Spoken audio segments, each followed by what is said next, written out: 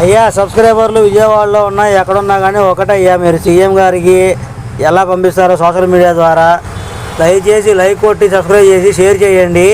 మా విజయవాడ ఆటో వాళ్ళ భవిష్యత్తు ఎలా ఉందంటే అలా దారుణంగా ఉంది, అంత దరిద్రంగా ఉంది. ఈ ర్యాపిడో లంచాకొడికి వచ్చాక మరీ దరిద్రంగా ఉంది. అసలు వీడు ర్యాపిడో బైక్కి ఆటోకి 10 రూపాయలు 15 రూపాయలు డిఫరెంట్గా వేస్తున్నారు కిరాయిలు. 4 లక్షల రూపాయలు పెట్టి ఆటో కొనుక్కొని 600 రూపాయలు పెట్టి గ్యాస్ కొట్టించుకుని ఇంట్లో బెల్లం బిళ్ళకి ఏమి ఇస్తాము? నెల నెల 12,000కి ఇచ్చి ఎలా కడతాము చెప్పండి?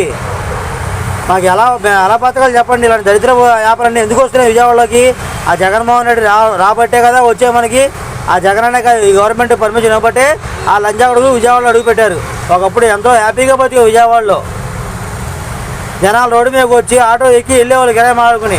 ఇప్పుడు అంతా ఒళ్ళు బతకాలి, ఇంటి ముందుకు రావాలి ఆటో. ఒక్కొక్కడు బిల్డప్లు ఇవ్వడం, బూతులు తిట్టడం ఆటో వాడిని.